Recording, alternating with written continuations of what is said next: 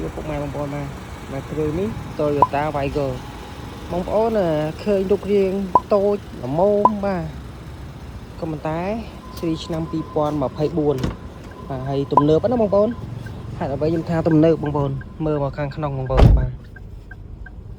ប្រព័ន្ធចាក់កំសាន្តបងប្អូនមានទាំង Bluetooth បាទមានទាំង Android Auto Apple CarPlay បាទហើយចំពោះចង្កឹះលេខ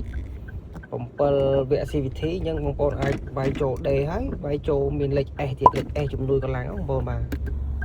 លេខ S ជំនួយកម្លាំងជន់ស្ទុះបាទហើយបើមើលមកនៅក្នុងកុងទ័រវិញបងប្អូន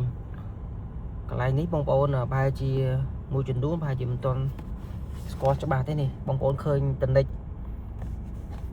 នេះគឺជាតនិចសាំងបងប្អូនសមកម្មនេះបងប្អូនរដឹងថាតើគួរជីប្រហែលអីទៅប្រហែលគីឡូទៀតទេបងប្អូនមកគ្រឿងនេះទៅនើបមែនទេបងប្អូនគាត់ថាចុចដូរ display មកបងប្អូនចង់ដឹងថាតើមកកម្មនេះជីបានប្រហែល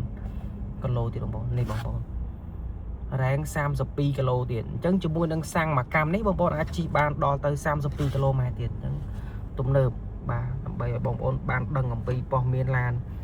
ជឿវៀងយើងសល់ប្រហែលកម្មជីទៅមុខម៉ែត្រទៀតអត់ដឹងបងប្អូនហើយបាទចុចមើលតាមបងប្អូនមកនេះបាទ